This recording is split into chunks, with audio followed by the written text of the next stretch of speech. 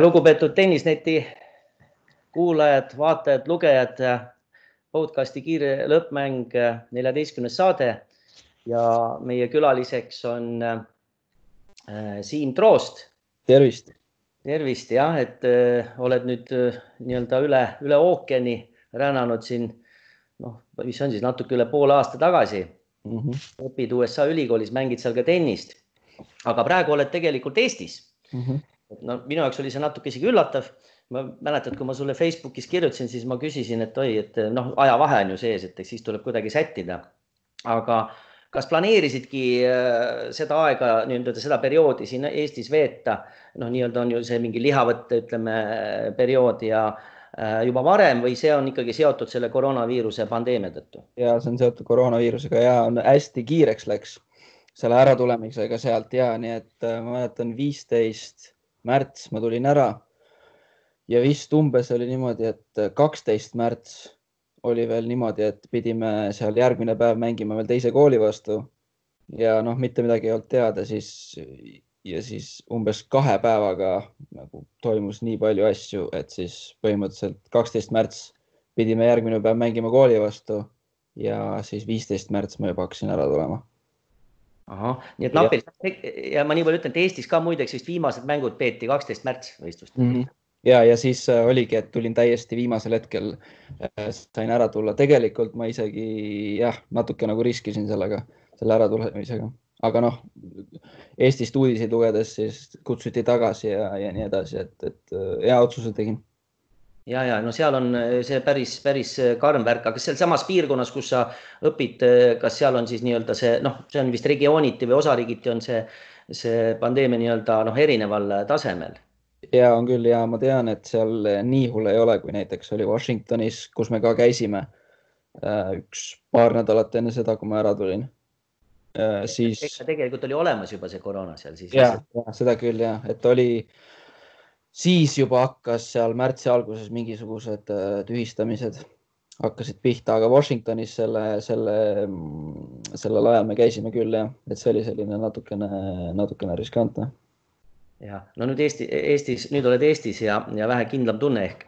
Aga õppetöö ei ole ju vist katkenud, ma saan aru, et ma ise eeldan, et tõenäoliselt see käib kuidagi ikka mingi interneti vahendusel, et mis seis sellega üldse on?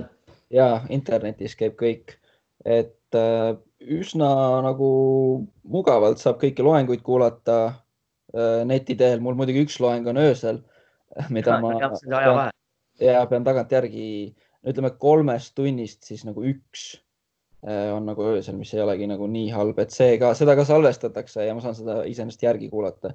Küll küsimusi ei saa küsida sellel ajal nüüd, et kui ma seda järgi vaatan üksinda Euroopast, aga pole nagu väga hullu.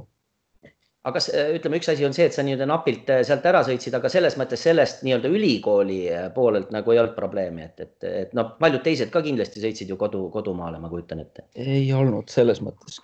Selles mõttes oli, et ma kirjutasin seal palju meile selle 1,5 päevaga õpetajatele ja siis veel erinevatele treeneritele, et kuidas nüüd sellega on, et kui ma praegu ära läheksin ja edasi ja siis tegingi otsuse, et sellise, et eeldades, et see ikkagi läheb kõik online'i ja siis tulingi nagu viimasel võimalikul päeval Eestisse tagasi, et läbi Euroopa. Selge. Tahaks täpsustada, et mis eriala sa seal õpid. Ma saan aru, et tegelikult see täpsem spetsialiseerumine seal tuleb vist hilisematel kursustel, et alguses on natuke see üldisem, aga võib-olla valgustaksid selles osas täpsemalt meid. Ja seal ongi niimoodi, et 4 aastat on siis kokku bakalaureuseõpe ja üldiselt lähevad kõik sellised, eriti kes Euroopast tulevad, kes räägivad teist keelt, et pannakse sellisesse ühte nii-öelda kolledžisse, seal on siis ülikoolis on erinevad kolledžid ja siis ühte sellisesse natukene üldisemasse, kus on nagu hästi palju selliseid võimalikke asju õppida. Ja siis sealt hakkad siis nagu mõtlema erinevaid aineid võtma mingisuguse teise kolledži suunas, kui sa tahad kuskile teise kolledžisse minna. Et ma ei ole veel nagu päris kindel selles osas, aga üldiselt peale 2 aastat nagu 4 võiks nagu see kindel olla, et siis kus kolledžis sa suundud. Siis teed nagu valiku? Jah. Okei. Aga nüüd, kuna oled Eestis, siis tennise mänguvormi, ma ei tea, kas nüüd tennist, kui palju seda nüüd ütleme tennist tegelikult oled saanud siin mängida, et õues ju tegelikult on võimalik mängida, aga ilm on muidugi, praegu üldse ei hakka rääkima, mis see nädal on olnud ja füüsiline valmisolek ka ikkagi või vormi hoida, et kuidas sa seda nagu selle küsimus oled lahendanud siin Eestis viibides? Tennise koha pealt on nagu raske jah, et polegi eriti saanud mängida, aga füüsilise koha pealt saan teha peaaegu selles mõttes kõike, et midagi tegemata eriti ei jää, et käin jooksmas, saan siin kodus niivõrd kuivõrd nagu jõuharitusi teha, käin rannas jooksmas. Ja selline, et mõned hantlid ja selline, et saan mingisugused asjad ära teha. Käin rannas jooksmas, varieerin seal tempot ja nii edasi, üritan nagu mõelda, et kõik võimalikke asju ära kasutada.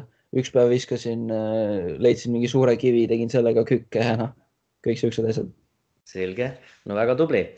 Aga läheks jälle ülikooli juurde tagasi, et räägi nagu võib-olla esimestest kuudest seal, et oli sul mingid kohanemisraskusi ka üldse või läks kõik kergelt?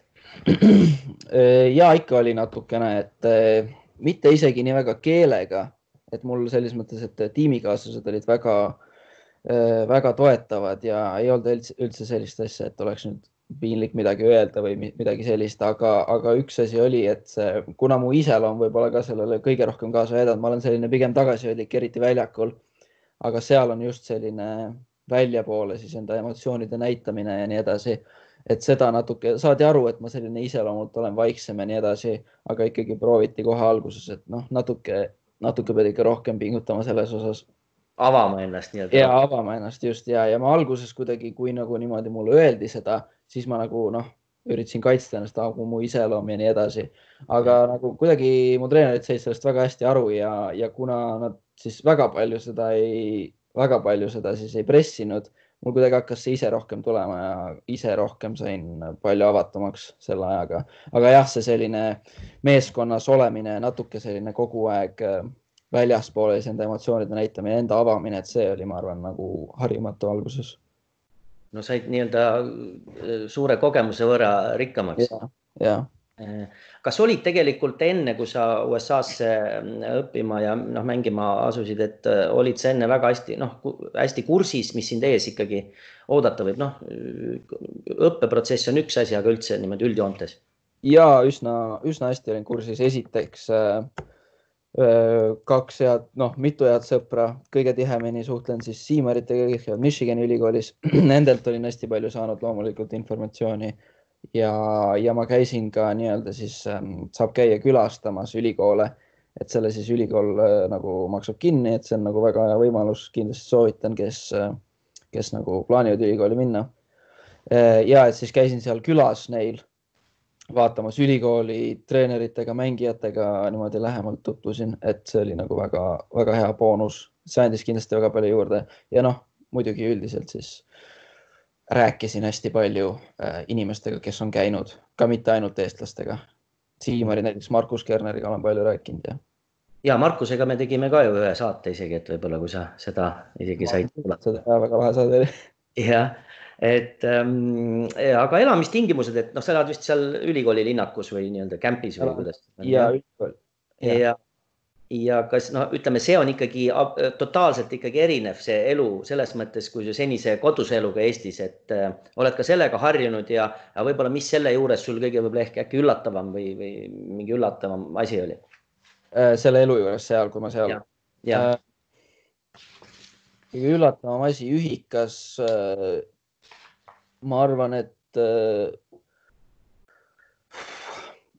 see suhtlus, et kuna ma ise ei elanud, ma käisin Audenteses siis ka ja ma seal ühikas küll ei elanud, aga kui ma seal käisin nagu ringi, et siis nagu inimesed üldiselt olid nagu oma tubades ja koridorid olid tühjad, aga seal käib selles mõttes koridorides ka ikka aktiivne suhtlus kogu aeg. Ja üks asi, mis muidugi ma selle peale ei mõelnud, muidugi igal pool käivad inimesed jalanõudega sees ja nii edasi. See nagu ei olnud nii tore kogemus, et ma pidin, kui keegi ikka tahtis tulla ja sinna näiteks minu tuppa või niimoodi, siis nagu ma pigem pidin ikka iga kord ütlema, et äkki sa saad jalanõud ära võtta, et see oli nagu üks asi, mis häiris küll.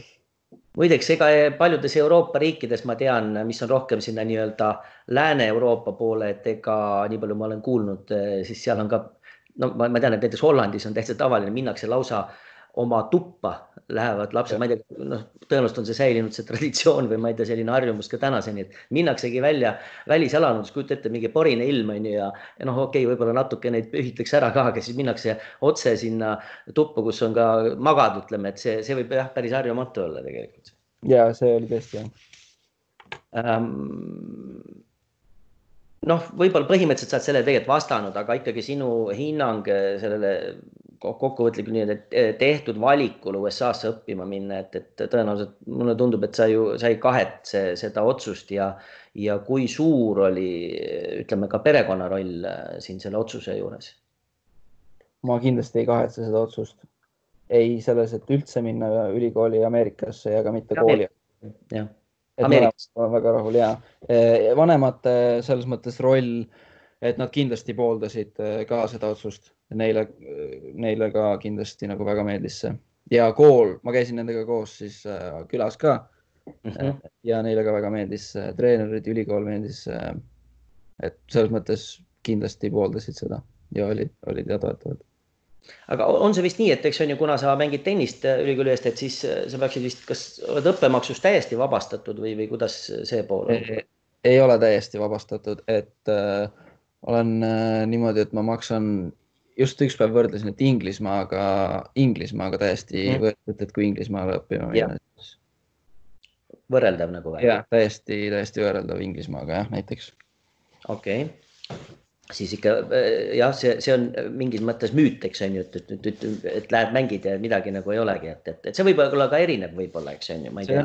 See on väga erinev ja, et kuhu sa lähed, mõndades ülikoolides on see õppemaks nagu väga drastiliselt erinev ka, et see täisõppemaks, et mõnes on 15 000 ja mõnes on 55 000 aasta, et väga suuresti erinev ja et oleneb jah, kuhu sa lähed ja muidugi natuke, no loomulikult, et kuidas su tase on ja kuidas kõik need asjad ikkagi kokku lõpuks. Äkki kirjeldad siis, milline näeb välja su selline tavapärane seal Ameerikas päevagraafik? Ma ei tea, ärkad üles ja siis... Tavapärane jah, ütleme esmaspäevast reedeni siis üldiselt on niimoodi, et hommikul tõusen üles ja hakkan igale poole jooksma, kuhu vaja on, et paar päeva nädalas mul, kas ma ei mäleta, kas see semester või eelmine oli niimoodi, et päevas, et kuskil 6:30 ärkasin ja siis lõpuks, kui koju tagasi jõudsin ühikasse, oli siis mis iganes 8 õhtul ja vahepeal mul tekkis selline rutiin 2 korda nädalas, olid sellised kõige tihedamad päevad, et ma sain umbes, ma arvestasin välja, et 7 kuni 12 minutit sain nagu pikali visata peale lõunasööki. Et selline arvestasingi, et võib-olla 4, 5, 6 minutit saan magada sellest ja siis jälle edasi, et selles mõttes paar päeva nädalas olid nagu väga kiired ja siis on sellised, noh, enam-vähem ja võib-olla 1-2 on sellised, kus on nagu rahulikumad. Okei, no ja et ütleme, no see tennise pool, siis see on siis ka tõenäoliselt nädalavahetuste või on üks päev on ikka vaba ka vähemalt sellest või ei ole? Või siis on võitlused ju sageli, jah? See oleneb ja, et selles mõttes sügisel on rohkem nagu treeningud ja sellised individuaalsed võistlused, et siis on nagu kindlasti rohkem aega, aga tennise siis hooaeg algab kevadel. Ja siis on tõesti, siis on nagu väga kiire, et iga nädalavahetus meil, noh, ma tulin nüüd ära, aga jaanuarist siis mai alguseni meil oli plaanitud 1 nädalavahetus, mis oli vaba. Et jah, aga üldiselt niimoodi, et tõusen üles, et siis oleneb päevast, kas on jõusaalitrenn või siis lähen kohe kooli. Jälle siis peale 1 tundi on ka teine tund, söön lõunat, lähen tennisetrenni, tennis oli alati 2-5 esmaspäevast reedeni ja siis laupäeval vastavalt siis kas on võistlused või ei ole, et kui ei ole võistlused, siis selline paaritunnine, mitte päris 3. Söögiga oled rahul seal? söögiga, no ma üldiselt nagu söögiga nagu üldiselt ei virise, aga võiks tõesti parem olla seal see söögiasi, et saab muidugi süüa väga hästi seal. Aga ikkagi võiks natuke, ma arvan, olla mitmekülgsem. Okei, aga ütleme, noh, see graafikus on nagu sa rääkisidki, kuidas sul see päev välja näeb, aga noh, tegelikult sa ütlesid ka juba selle enam-vähem selle treeningu ajakulu ka ära mulle. Aga palju siis, seal on ju, Ameerikas on ju päris palju ka nagu iseseisvat õpet, eks on ju. Noh, ikkagi seal, noh, võib-olla esimene kursus võib-olla ei ole nii palju, aga seal on väga palju hinnatakse ju seda poolt minu arust, nii palju kui mina tean. Palju selleks üldse aega jääb? Pead hästi palju oma aega ise planeerima ja kõik vabad hetked eriti nädala sees ära kasutama, et seal ka eriti sportlastel ongi selline eraldi tund, ongi võetud esimene semester, kus siis õpetatakse selliseid asju ja proovitakse nagu suunata, et kuidas sa saaksid kõikvõimalikud hetked kas või mingisugused 10-15 minutilised pausid kuskil korides ära kasutada.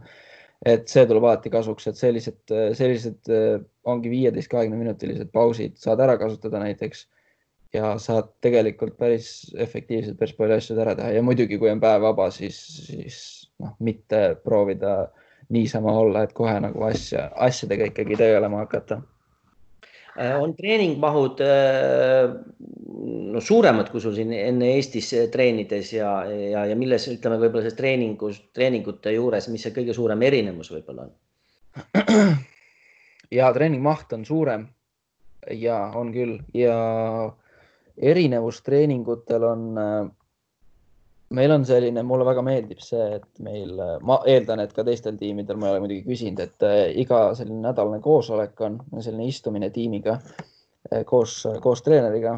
Meil on 2 treenerit, siis peatreener ja abitreener ja siis paneksegi sellised, kas arutatakse neid suuremaid individuaalseid eesmärke, plaane, väärtusi ka ja siis nagu nädala kaupa samuti, et hästi selline väga läbimõeldud ja ei ole sellist nagu, ühesõnaga aeg kasutatakse nagu väga efektiivselt ära, et ka vahel nagu iga löök selles mõttes, et see mulle nagu tõesti väga meeldib, see on nagu raske küll ja vahel nagu mõtled eriti, kui on selline võib-olla kolmapäev, neljapäev, reedene päev juba tahaks natukene seal võib-olla pool tundi kuskilt niisama, et oleks nagu lõbus, aga ei, et selline jah, aega võimalikult nagu efektiivselt ära kasutada, see on, ma arvan, kõige suurem erinevus.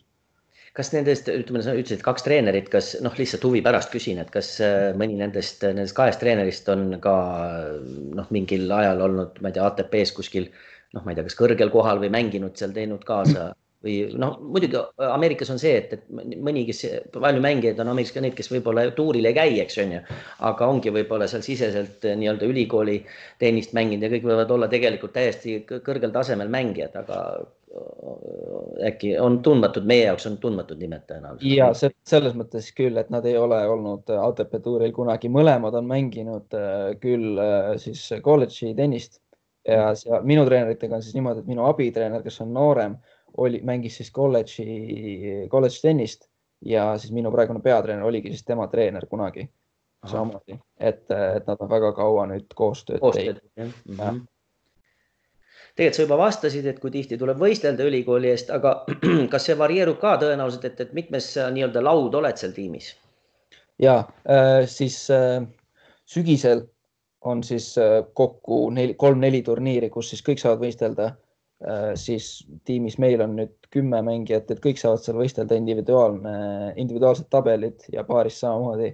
Aga kui siis läheb hooajaks, siis on niimoodi, et 6 üksikmängu ja 3 paarismängu ja siis ongi siis, et 10 mängijast 6 saab mängu ja paaris siis samamoodi, et 6 mängivad, et 3 paarismängu on ja iga nädalavahetus siis niimoodi erinevate koolide vastu terve see kevad.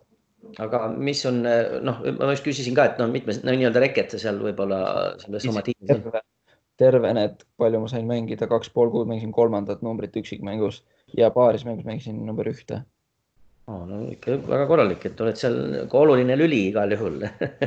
Ja ma ise ka sellega päris üsna natuke võib-olla isegi üllatunud, et 3 kohe, aga samas jah, ma olin kindel, et ma mängin, aga ma võib-olla ei teadnud, et kas kohe 3, aga jah, ma arvan, ma sain päris hästi hakkama esimese hooaja kohta. Et valgusta siiski lühidalt, et on küll võib-olla sellest vahest kirjutatud ja ka räägitud varem, aga ikkagi seda lühidalt siis seda nii-öelda ülikooli seda võistlussarja põhimõtteid ja seal on, noh, minu teada on erinevad divisjonid ja et noh, paari sõnaga, et ei pea väga detailidesse minema. Seal on siis konverentsid. Konverents on siis, ma loodan, et ma ei eksi, aga peaks olema regiooni põhiselt ikkagi paika pandud. Konverentsis on, minu konverentsis on siis selle nimi Big Ten, kus on siis, seal isegi ei ole ka 10, seal ilmselt oli siis 10, aga seal peaks olema 12, ma arvan, kooli, kus siis minu konverentsis on ka Wisconsin ja Michigan, kus siis Michiganis käivad Siimerid ja Wisconsinis käib Robin Parts. Siis need konverentsid siis võistlevad omavahel, küll alguse poole kõik segamini, aga hiljem siis ka konverentsi sisesed turniirid. Ja need kõik on nagu esimese divisjoni koolid. Et see esimesed siis 11 mängu lepibki siis treener täiesti vabalt üksteisele helistades kokku, et kuidas kellelegi sobib, kuidas keegi kedagi tunneb, et lepitakse esimesed 11 matši kokku koolidega ja järgmised 11 on siis teises seasoni pooles on siis sellesama konverentsi siis kõikide koolidega. Et me alustasime ühe konverentsi mängu saime mängida ja siis oli kõik ka. See on sarnane nagu Ameerikas, ütleme, need ju pallimängud on ju kõik need korvpallid, jääokid ja pesapallid ja seal on ju ka kõik ju need, teame, et seal on ka nagu see konverentside põhimõte, ütleme, et see siis on noh, mingis mõttes sarnane, eks on ju. Yeah. Noh, tegelikult sa juba isegi ütlesid, et sa oled suhteliselt oma mänguga oled vist rahul olnud need, mis sa oled saanud mängida, et oled siis tulemustega rahul, ma saan aru, aga mis positsioonil nüüd sinu kool siis seal, noh, ütleme, no nüüd jäid pooleli muidugi need võistlused, aga ütleme nii, hinnanguliselt võib-olla vaadates ka nii-öelda, et kui nüüd oleks mängitud, et kus te seal enam-vähem oleks? Tiim ise kõik kokku. Tiim ise ma ütleks, et keskmiselt seal see edetabeli kohta 30 olla, et me vahepeal olime, noh, eelmine siis hooaeg läks väga hästi, vist oli 14 korraks, kus mina ei mänginud sellisest aasta, aga 14 selline päris reaalne ikkagi ei ole tegelikult, et ma ütleks niisugune 25–35 ma ütleksin, et see nagu varieerub ka. Palju seal üldse kokku enam-vähem, noh, ma ei tea, see võib divisionis peaks olema kuskil 260. Et siis on ikkagi jube suured numbrid. Yeah. Nüüd oled, noh, ütleme, on ju teada, et ütleme, kes meil ülikoolis õppijad sageli siis suveperioodil tullakse Eestisse ja mängitakse rahvusvahelisi turniire, noh, mis ka Eestis ja siis lisaks ka võib-olla Eesti meistrivõistlustel. Et ma saan aru, et sa tõenäoliselt plaanisid ju tegelikult vist suveperioodil ju osaleda tegelikult. Ja plaanisin ja ma plaanisin ikkagi, plaan oli selline, umbkaudne plaan oli selline, et tulla tagasi korraks natuke puhata, siis natukene teha trenni, niimoodi rohkem trennile keskenduda ja siis enne siis Eesti meistrivõistlusi ja siis Pärnu Pahvi käia ikkagi mujal mängimas ja ka peale Pärnut, nii et... Merko Openit vist tõenäoliselt suve. Ja Merko, jah. Nojah, sest Pärnus on 2 turniiri, et on nii Pahv Open, mis on sügisel ja no ütleme, see on lihtsalt peasponsori järgi lihtsalt erinevus. Et jah, no sinu ju kõrgeim koht ATP-s on 1579 olnud praegu seal natukene vist tagapool. Ja juuniorides olid sa maailma 257, nii et ega siin arvestades, kui palju sa oled saanud ju tegelikult ju ka mängida, eks seal väga palju ikkagi, sa mängid paar turniiri, et ega ei olegi lihtne seal kuskile väga kõrgele tõusta on ju tegelikult, et noh, see turniiride arv loeb ka päris palju. Ma nüüd mängu poolest, mul on see meeles eelmise aasta sul Eesti meistrivõistluste kõva lahing poolfinaalis hilisemas Eesti meistri Vladimir Ivanovi vastu, kusjuures kui nüüd geime vaadata, siis sinu mäng oli tsipa tasavägisem kui tal finaalis Kristjan Tamme vastu. Ma tegelikult seda mängu ka nägin, kui sa mängisid, et seal olid, ütleme niimoodi, et Voval oli seal, ma ei ütle, et nüüd vesi ahjus, aga seal ikka kohati tundus küll, et ta oli päris raskes seisus, et see tulemus oli tema poolt vaadatuna 7-6, 7-6, 7-5. Ja sul oli vist seal, nagu enne rääkisime, et kas oli siis kolmandas või kus Eestis oli sul 3 set palli isegi. Ja mul tuli meelde, see oli minust teises setis ja kus ja. Olid väga lähedal seal esimesel väljakul Kalevi tenniseklubis mängisid. Et no oli seal juba oli siukest, ma ütlen, mingis mõttes siis sensatsiooni õhku oli küll tunda. Tagasi ülikooli juurde, et aga jällegi, et seda vaba aega, nagu ma aru saan, on ikkagi suhteliselt vähe ja et millega sa seal siis põhimõtteliselt seda vaba aega sisustad, et on? Mul väga tiimiga vedas, et mul on väga head sõbrad seal, eriti siis meil tuli siis tiimi sisse esimese aasta mängijaid tuli koos minuga 4 tükki ja esimese aasta mängijad, sportlased peavad siis elama ühiselamus. Ja siis oligi 4 tükki sisse, 2 ja 2 oleme toas. Minu toakaaslane on siis Inglismaalt pärit ja siis veel tuli Serbiast ja Uus-Meremaalt, et see on hästi värvikas seltskond. Ei jõuame selleni, see on huvitav.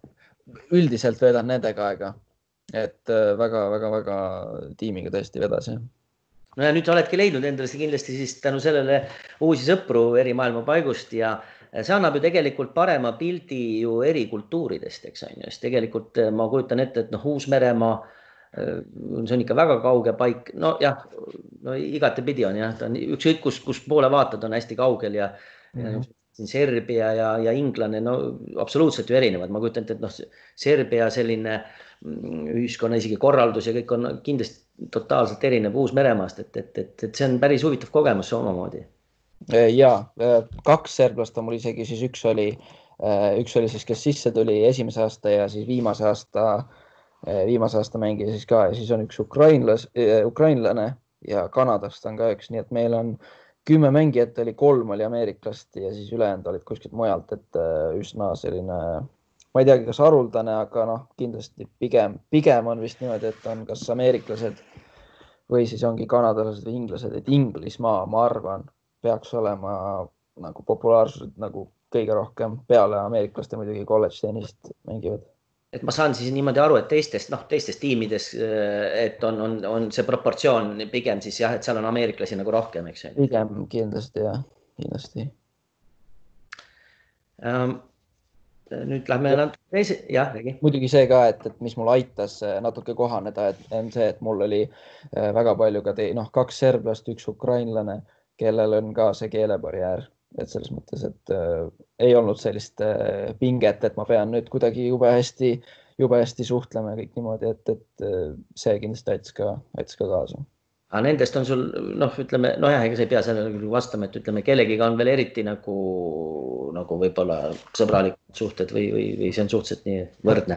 Ja ma üsna võrdne on, lihtsalt muidugi kui võrrelda, serblasi ja ukrainlasi näiteks ameeriklastega, muidugi seal on erinevus sees ja ma tunnen nagu eurooplastega ikkagi natuke sellist, eriti alguses, kus mul oli eriti vaja tunda sellist, et kellega nagu oleks lähedasem see suhtlus, et siis kindlasti eurooplased olid need, kellega natukene on see kuidagi tunnetus, natuke lihtsam kuidagi jah, et see ikkagi on natuke sarnasem see kultuur. Sinu suguvõsas mängib tennist, ma loodan, et ma ei eksi, 3 põlvkonda tegelikult siis, nii vanaisa Jaan, isa Sven kui onu Ivar. No teie kohta võib siiski öelda julgelt, et olete tennise suguvõsa, aga täpselt võib-olla ma siin veel eksin, et mängib tennist veel keegi lisaks siis eelpool mainitutele? Minu arust Ivar on siis nii-öelda, hakkas esimesena ikkagi mängima. Minu onu siis ja siis peale seda minu vanaisa Jaan ja siis natuke veel hiljem minu isa Sven. Ja, et kas sa mäletad seda hetke, kui Tenniseliidu, ma aastat ei mäleta, ütlen ausalt, et Eesti Tenniseliidu aasta lõpugaalal, kui sind kuulutati oma vanuseklassis Eesti parimaks, said selle auhinna, ja siis samal aastal sa said põhimõtteliselt laval viibida ka vanaisa Jaaniga, tema sai aasta Fairplay auhinna. Ja ma mäletan seda, jah. Mäletan seda. Et selline ainulaadne juhus, et ei teagi, kas seda kunagi veel niimoodi nii naljalt tuleb. Ma ei tea, ja see oli tõesti lahe. See oli minu arust, eks ju, kui ma mängisin, see oli alla 18, kui ma sain vist. Ja, isegi vist veel, kas oli seal see 16 isegi või midagi minu meelest. Ma võin eksida. Jah, 12 ja 18 ilmselt siis. Kus sa said? Ja, siis oli jah. Ja. Ma tahangi öelda, et see Fair Play auhind tegelikult Jaanil ei olnud üldse juhuslik, sest et no, ta on teada-tuntud džentelmen tenniseplatsil. See oligi see asja, et on tõeline eeskuju. Okei, ta on harrastusmängija, tegelikult ega ta liiga tennist mängis kunagi aktiivselt ja ta oli seal 3. liigas tegija, ta võitis turniire ja oli seal tipus tegelikult, et vaatamata noh, et ütleme, et enamus olid temast seal võib-olla 2 korda nooremad, kes mängisid tol ajal juba. Ja ütleme sama, jah. Väga, lisaks muidugi selle, ta on väga suur fänn ka, et ta käib, ma arvan, julgen öelda, et kui ta saab vähegi, siis ta saab kõik Eesti turniire vaatamas. Et ta on tõesti väga suur tennisfänn, jah. Ja ega teiste kohta ei saa ka öelda, et ütleme see sama selline käitumine, positiivne käitumine platsil on teile kõigile tegelikult omane, nii palju kui ma tean, et see on selline läbiv joon. Aga no siis oledki temalt võib-olla seda või ma ei tea, oled temalt midagi siis õppinud just eelkõige Jaanilt? Ma arvan sellist rahulikuks jäämist kõige rohkem, et see kuidagi proovida kaine peaga mõelda ja eriti siis tenniseväljakul. Ma arvan seda kõige rohkem, et tal on tõesti see nagu imeks pandav, kui hästi ta nagu väljakul selles mõttes on kõigiga nagu väga-väga hea ja lahke, sõbralik, kõike seda. Ja pluss siis väga selline naudib mängu kogu aeg, on positiivne. Ma arvan, kõike seda olen talt õppinud. Ja kui olid noorem ja siis tegid ju trenni ka kindlasti Ivariga hästi palju. Ja olen teinud küll, ja. Mäletad sa, mis vanuses võib-olla, kui te seisu peale mängisite, et millal sa tast jagu said Ivarist? Ma täpselt seda ei mäletagi, see oli, kuidagi läks rohkem niimoodi, et vaikselt. Et mingi hetk oli juba võrdsem ja siis ma võib-olla mõne seti seal võitsin, aga ma mäletan, ma ikka olin et mul kuidagi oli selline natukene vaimne plokk oli seal ees, et ma võib-olla isegi oleks natuke varem võinud, aga kuna ma nii väga tahtsin seda ja siis tihtipeale see set ikkagi, kuna ta oma kogemusega kavaldas üle. Ja. Pluss on muidugi suure serviga ta ka nagu sai palju heliseid seal. Big serve. ja. Okei, aga lõpetuseks siis viimane küsimus sulle, et millised ikkagi plaanid sul just tennisega seonduvalt ikkagi on, et kas võib-olla see on liiga ette rutates ka, üks asi jah, ma sain aru, ütlesidki, et kui suvel saaks mängida, loodetavasti järgmine aasta ikka saab seda realiseerida, et mängid siis ka neid rahvusvahelisi turniire kaasa, aga kas kavatsed või on selline võimalus, oled endale nagu mõelnud, et peale ülikooli lõpetamist ikkagi mingi aja mängid ka profi tasemel või on sellest ikkagi vara rääkida? Nagu need nagu vaadata nagu teistega ka nagu olles rääkinud nagu eestlastega, siis tõesti ma arvan, on natuke vaja rääkida. Muidugi mul on praegu see soov ja kindlasti ma tahaksin seda teha, aga kui neid näiteid vaadata, et kes on ka seda võib-olla soovinud alguses, et siis tihtipeale see 3-4 aastat on kuidagi väga palju muutub selle ajaga.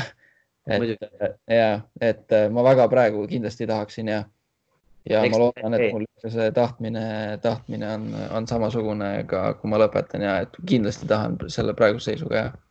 Nojah, sest tegelikult tunnistame ausalt, et kokkuvõttes ikkagi haridus on ülitähtis, et mulle tundub, et ühiskonnas ka meil ja ikkagi üha rohkem väärtustatakse seda poolt just, et ikkagi haridus on lõpuks ikkagi see, millega sa liigud edaspidi ellu ja saad mingid oskused, et saad võib-olla töötada selle erialal ja fakt on see, et Ameerikas õppides üldiselt nad on koteeritud väga kõrgelt, et sealt saadakse väga hea haridus ja nii-öelda, et see sillutab ikkagi teed, kui oled ise tubli ja töötad enda kallal, siis jõuad ka nii-öelda sellele õpitud võib-olla erialal, jõuad ikka suhteliselt kaugele ja on võimalik jõuda ja ütleme sulle igal juhul tuult tiibadesse ja loodame, et see probleem, mis praegu siin üle kogu maailma ringi kõnnib, et see saab ükskord läbi ja saab nii-öelda tavapärasemasse ellu jälle naasta ja saad ka jälle Ameerikasse tagasi minna jälle õppida ja mängida seal.